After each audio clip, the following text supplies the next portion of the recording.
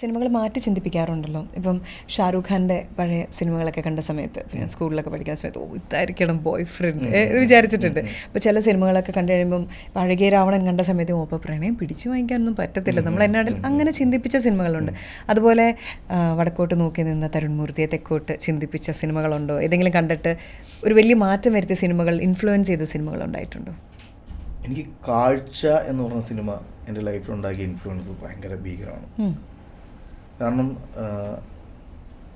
ബ്ലസ്സി എന്ന് പറഞ്ഞ അതുകൊണ്ടാണ് ഞാൻ തന്മാത്രകളുടെ കാര്യമൊക്കെ പറഞ്ഞത്. എനിക്ക് സിനിമയ്ക്ക് ഞാൻ ഓഡീഷന് വേണ്ടി ഫോട്ടോ അയക്കാനുള്ളത് എനിക്ക് ഇദ്ദേഹത്തിൻ്റെ സിനിമയിലൊന്ന് അഭിനയിക്കണമെന്നുള്ള കൊതി അന്നോട് തോന്നി. എനിക്ക് കാഴ്ച എന്ന് പറഞ്ഞ സിനിമ കണ്ടു കഴിഞ്ഞാൽ തിരിച്ച് വീട്ടിലോട്ട് വന്നതിന് ശേഷവും സിനിമ എൻ്റെ മനസ്സിലിങ്ങനെ വന്നുകൊണ്ടേയിരുന്നു.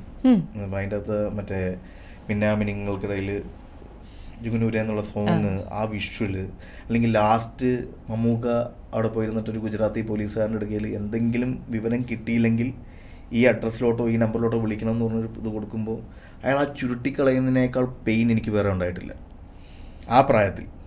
അപ്പം അത് സിനിമ എന്നെ എന്നെങ്കിലും ഇങ്ങനത്തെയൊക്കെ സിനിമയുടെ ഭാഗമാകണം എന്ന് പറയുന്നൊരു ഭയങ്കരമായൊരു ഇമോഷണൽ ടോർച്ചറിങ് ഉണ്ടാക്കിയിട്ടുണ്ട്. പിന്നെ ഓഫ് കോഴ്സ് ട്രാഫിക്, ഈ പറയുന്ന പോലെ എക്കാലത്തെയും മലയാള സിനിമയുടെ ഒരു ചരിത്രം മാറ്റിയ സിനിമയാണ് ട്രാഫിക്. കാണുമ്പോൾ ഇങ്ങനെയും സിനിമ ചിന്തിക്കാൻ പറ്റുമോ, ഇങ്ങനെയും തിരക്കഥ ഉണ്ടാക്കാൻ പറ്റുമോ എന്ന് പറയുന്ന ഒരു വലിയ പാഠം അവിടെ തുറന്നു വന്നു.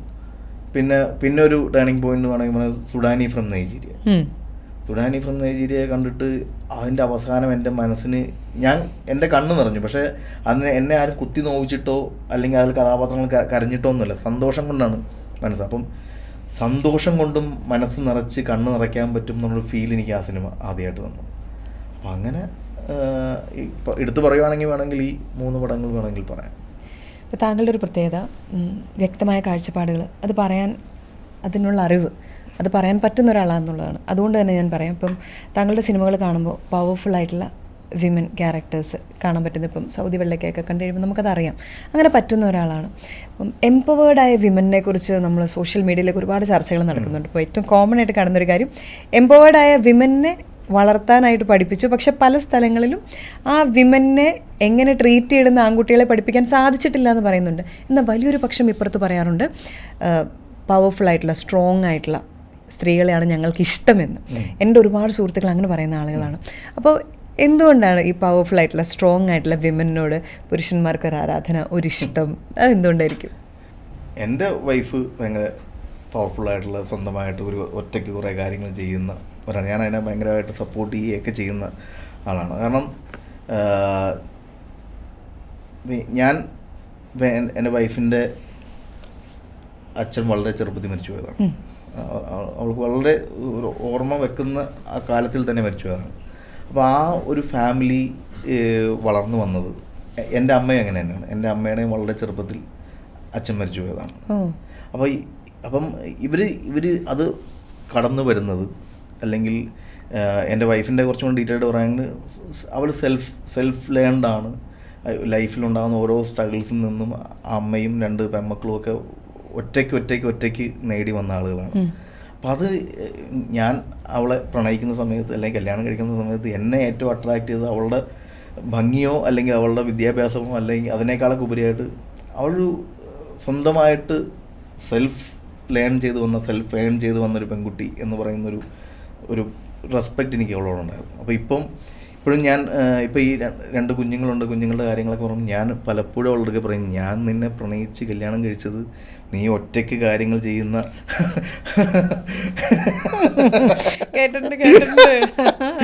അപ്പം നീ അത് അങ്ങനെ എന്തെങ്കിലും ജോലികളിലേക്ക് നീ തീരുമാനിക്കാൻ പറ്റും പറഞ്ഞാൽ ഭയങ്കര ഇൻസ്പയർ ചെയ്യുമ്പോഴത്തേക്ക് ഇവിടെ എന്നെ നോട്ടം നോക്കും, ഇപ്പം നോക്കിയ പോലെ. അപ്പം പക്ഷേ എനിക്കത് ഭയങ്കര റെസ്പെക്റ്റായിട്ട് തോന്നിയിട്ടുണ്ട്. ഞാൻ ഇപ്പം എല്ലാവരും ചിലപ്പോൾ ഒരുപക്ഷെ സൗദി വെള്ളക്കേളത്ത് ആ ഉമ്മയായിരിക്കും ഞാൻ എഴുതിയിരിക്കുന്ന ഏറ്റവും സ്ട്രോങ് ലേഡി എന്നെല്ലാം പറയുമായിരിക്കും. പക്ഷെ ഞാൻ വിശ്വസിക്കുന്നത്, ഞാൻ എഴുതിയിരിക്കുന്നതിൽ ഏറ്റവും സ്ട്രോങ് ലേഡി എന്ന് പറഞ്ഞാൽ ഓപ്പറേഷൻ ജാവയിലെ അൽഫോൺസ് എന്ന മമിത ബൈജു ചെയ്ത ക്യാരക്ടറാണ്. പക്ഷെ അതെല്ലാവരും അതൊരു തേപ്പ് എന്ന് പറഞ്ഞ അണ്ടർലൈനിൽ അതിനെ അങ്ങനെ കാണാനാണ് ആ സിനിമയിൽ എല്ലാവരും അതിനെ. പക്ഷെ ഞാൻ കാണുന്നത് സ്വന്തമായിട്ട് ജോലി ചെയ്യാൻ വേണ്ടി, അല്ലെങ്കിൽ അയർലൻഡിൽ പോയി ജോലി ചെയ്യാൻ വേണ്ടി, അല്ലെങ്കിൽ അങ്ങനെയുള്ളൊരു പ്രണയത്തിനുമൊക്കെ അപ്പുറത്തേക്ക് ഒരു കുടുംബത്തിനെ നോക്കണം, അല്ലെങ്കിൽ ഞാൻ സ്വൽപ്പം ഏൺ ചെയ്യണമെന്ന് ഡിസൈഡ് ചെയ്യുന്ന പെൺകുട്ടീനെ പക്ഷേ നമ്മുടെ ഓഡിയൻസ് അങ്ങനെയാണ് കാണാൻ ആഗ്രഹിച്ചത്. എനിക്കിഷ്ടപ്പെട്ടൊരു ക്യാരക്ടറാണ്. അതുപോലെ തന്നെയാണ് ജാവേലയും ധന്യ വിനായകൻ്റെ വൈഫായിട്ട് ചെയ്ത ക്യാരക്ടർ. അത് ആ സിനിമയിൽ എല്ലാവരും വിമർശിച്ചൊരു കാര്യമുണ്ട്, ആ കുട്ടീനെ കൊണ്ടൊരു ഡയലോഗുകൾ പോലും പറയിച്ചില്ല, ഭയങ്കര സൈലന്റ് ആയിട്ട് നിർത്തി. പക്ഷെ ഞാൻ പറയുന്നത് അത് അത്രയും സ്ട്രോങ് ആയിട്ടുള്ള മൗനമാണ്. അത് ഞാൻ ചെയ്തില്ല എന്ന് പറഞ്ഞ് അവിടെ ഒന്ന് ബബ്ബ എന്ന് കരേണ്ട കാര്യമൊന്നുമില്ല. അത് ആ പെൺകുട്ടി അവിടെ ഇരിക്കുമ്പം ഞാൻ കൊടുക്കുന്ന നറേറ്റീവ് മൊത്തം നീ ചെയ്തിട്ടില്ല, നിൻ്റെ അല്ല എന്ന്, ആ വീഡിയോ നിൻ്റെ അല്ല എന്ന് എനിക്ക് വളരെ സ്ട്രോങ് ആയിട്ട് അറിയാം. അപ്പം നീ അതിനെ ഒരിക്കലും അവിടെ വന്ന് കരയാൻ നിൽക്കരുത്. പോലീസ് ഓഫീസിന് മുന്നിൽ സാറേ എന്നെ രക്ഷിക്കണമേ എന്ന് പറയാനേ നിൽക്കരുത്. B strong. നിൻ്റെ കൂടെ എൻ്റെ ഭർത്താവുണ്ട്, അയാൾ സംസാരിച്ചോളൂ നിനക്ക് വേണ്ടിയിട്ട്. അപ്പം അങ്ങനെയുള്ള റൈറ്റിങ്സുകളുണ്ട്. ഈ പറയുന്ന പോലെ സൗദിയിലും ഉണ്ട് അങ്ങനത്തെ കുറേ കാര്യങ്ങൾ. അങ്ങനെയുള്ള ഒരാളോട് ഞാൻ ചോദിക്കട്ടെ, ഇപ്പം നാളെ ഒരു സിനിമ ചെയ്യുകയാണ്, നമുക്ക് ഫ്യൂച്ചറിനെ കുറിച്ച് അറിയാൻ പറ്റത്തില്ല എന്ന് പറയും, പക്ഷെ നമ്മുടെ ചിന്താഗതികൾ നമ്മൾ അറിയുന്ന ഒരാളാണ്.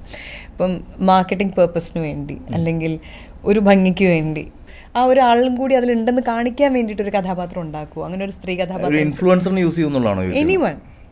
ഒരിക്കലും കാസ്റ്റിങ്ങിൽ അങ്ങനെ ഒരു സംഭവം ഞാൻ ചെയ്യില്ല. ഇപ്പം ഇവൻ മോഹൻലാൽ ശോഭന ആണെങ്കിൽ പോലും ശോഭനേനെ കാസ്റ്റ് ചെയ്യുന്നതിനകത്ത് ഒരുപാട് വട്ടം നമ്മൾ അതൊരു സിനിമയ്ക്ക് നല്ലത് തന്നെയല്ലേ, ആ ക്യാരക്ടർ ശോഭനയ്ക്ക് ഹോൾഡ് ചെയ്യാൻ പറ്റുന്നതില്ലേ എന്ന് പറയുന്നൊരു ഡിസ്കഷൻസ് ഒരുപാട് വട്ടം പോയിട്ടുണ്ട്. അപ്പം വെറുതെ ഒരു ഷോ കേസിന് മേലെ അല്ലെങ്കിൽ ഒരു മാർക്കറ്റിങ്ങിന് വേണ്ടിയിട്ട് അല്ലെങ്കിൽ ഇന്ന ആൾ അഭിനയിച്ചതിൻ്റെ പേരിൽ ഒരു 10 ആൾ കൂടുതൽ വന്ന് കാണാനായിട്ട് സിനിമയിലേക്ക് ഒരിക്കലും കാസ്റ്റ് ചെയ്യില്ല. അങ്ങനെ ആയിരുന്നെങ്കിൽ ഞാൻ ഒരിക്കലും സൗദി വെള്ളക്കയിൽ ദേവി വർമ്മേനെ പോലത്തെ ഒരാളെ കാസ്റ്റ് ചെയ്യല. ദേവി വർമ്മേനെ ആർക്കും അറിയില്ല. ദേവി വർമ്മ ഇവിടെ തൃപ്പൂണിത്തുറ ഒരു ഫ്ലാറ്റിൽ 4ാമത്തെ നിലയിൽ ഫാമിലിക്കൊപ്പം നിൽക്കുന്ന ഒരു സ്ത്രീയാണ്. അവർ സിനിമകളിൽ അഭിനയിച്ചിട്ടില്ല, നാടകങ്ങളിൽ അഭിനയിച്ചിട്ടില്ല, ഒരു പൊതുപ്രവർത്തകയല്ല, പുറത്തു പോലും ഇറങ്ങാറില്ല അവർ.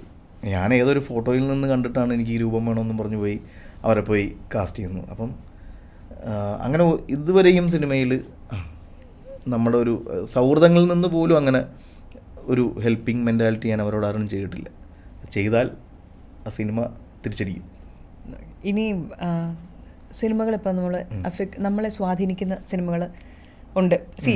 നല്ല സിനിമകൾ സ്വാധീനിക്കുന്നുണ്ടെങ്കിൽ ഏത് ടൈപ്പ് സിനിമകളും മനുഷ്യനെ സ്വാധീനിക്കുമെന്ന് വിശ്വസിക്കുന്ന ഒരാളാണ് ഞാൻ. ഇപ്പോൾ 2025 മാത്രം എടുത്തിട്ടുണ്ടെങ്കിൽ 17ഓളം കേസുകളിലാണ് സിനിമയുടെ സ്വാധീനം കാരണം എന്ന് പറഞ്ഞത് അതിലാളുകൾ പറഞ്ഞിരിക്കുന്നത്. ആ സിനിമ കണ്ട് ഇൻഫ്ലുവൻസ്ഡ് ആണ്, ഈ സിനിമ കണ്ട് ഇൻഫ്ലുവൻസ്ഡ് ആണ്. ഇപ്പോൾ പല സിനിമകളും ഇറങ്ങുന്ന സമയത്ത് വയലൻസിനെ കുറിച്ച് നമ്മൾ ഒരുപാട് സംസാരിക്കാറുണ്ട്. അതിനെ പ്രോത്സാഹിപ്പിക്കുന്നത്, അതിനെ ഗ്ലോറിഫൈ ചെയ്യുന്ന ഒരുപാട് കാര്യങ്ങളുണ്ട്.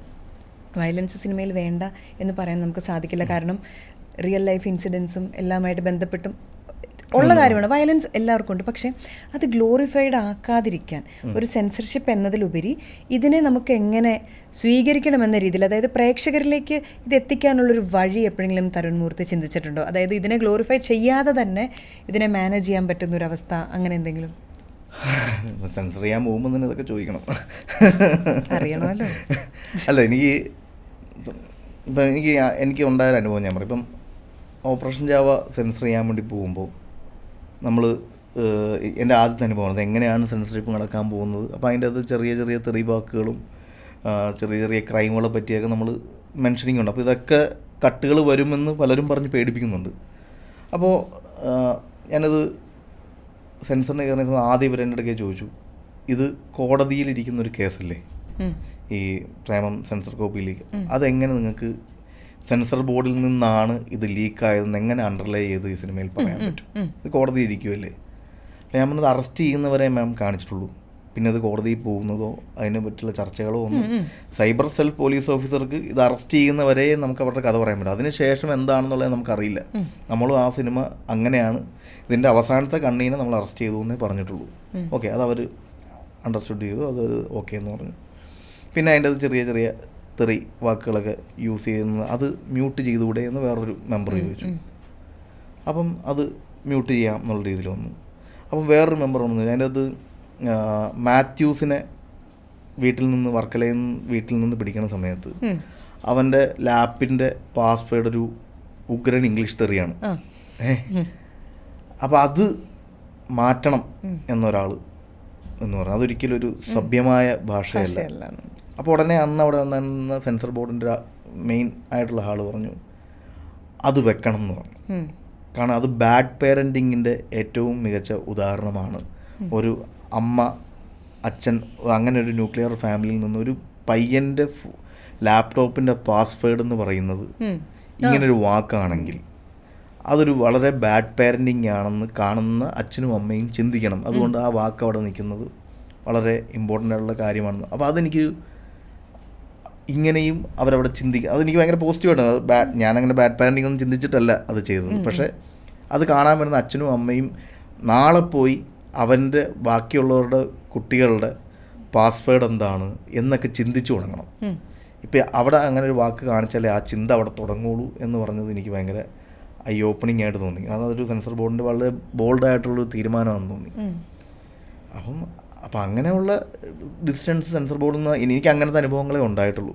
പിന്നെ അതുപോലെ തന്നെ ഈ പറയുന്ന സൗദി വെള്ളമൊക്കെ ചെയ്യുന്ന സമയത്തും അതിനും ഉണ്ടായിരുന്നു കുറച്ച് ബാഡ് വേർഡ്സ് എന്നൊക്കെ പറയുന്ന. ഞാൻ ബാഡ് വേർഡ്സ് യൂസ് ചെയ്യുന്ന എൻ്റെ ഒരു ഞാൻ കാണുന്ന സൊസൈറ്റിയുടെ ഇൻ്റർപ്രിട്ടേഷനാണ്. ഞാൻ കാണുന്ന കോടതിയിലും ഞാൻ കാണുന്ന പോലീസ് സ്റ്റേഷനിലും ഒക്കെ ഇങ്ങനത്തെ വാക്കുകളൊക്കെ ഞാൻ കേൾക്കാറുണ്ട്. അപ്പോൾ എനിക്കത് അത്രയേറെ ബിലീവബിൾ ആണെങ്കിൽ ഞാൻ അങ്ങനത്തെ ചില വാക്കുകൾ സിനിമയിൽ യൂസ് ചെയ്യാൻ ശ്രമിക്കാറുണ്ട്. അപ്പോൾ എൻ്റെ ഇടയ്ക്ക് അന്ന് ചോദിച്ചു, സൗദി വെള്ളമൊക്കെ ഫാമിലി ഏറ്റെടുക്കേണ്ട സിനിമയല്ലേ, അപ്പോൾ എന്തിനാണ് ഇങ്ങനത്തെ കുറച്ച് വാക്കുകൾ അത് മ്യൂട്ട് ചെയ്തുകൂടി എന്ന് ചോദിച്ചു. അപ്പോൾ ഞാൻ പറഞ്ഞത് മ്യൂട്ട് ചെയ്യാമെന്ന് പറഞ്ഞു. ചില സ്ഥലങ്ങളിൽ മ്യൂട്ട് ചെയ്ത് ഞാൻ ഒരു കാര്യത്തിനോട് ഞാൻ ഭയങ്കര ഉറച്ചു നിന്നു. ഞാൻ ഈ പറഞ്ഞ അതിൻ്റെ അകത്ത് ആ സത്താർ എന്ന് പറഞ്ഞ ആൾ എൻ്റെ ഇടയ്ക്കൽ ബിനു പപ്പു പോയി ചത്തുകൂടേടാ എന്ന് പറഞ്ഞൊരു ഡാഷ് തെറിവാക്ക് യൂസ് ചെയ്യുന്നുണ്ട്.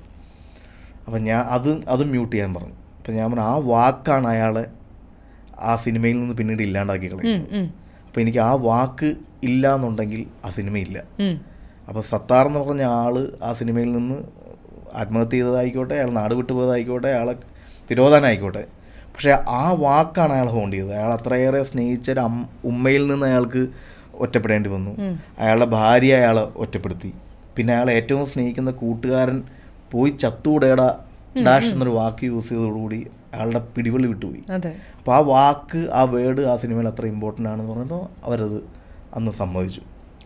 അത് ഈ പറഞ്ഞ നമ്മൾ സിനിമയ്ക്ക് ആവശ്യമുള്ളത് ഗ്ലോറിഫൈ ചെയ്യാത്ത രീതിയിൽ യൂസ് ചെയ്യാനുള്ള, ചോദിക്കാനും സംസാരിക്കാനുള്ള അനുവാദങ്ങൾ അവിടെ നടക്കാറുണ്ട്.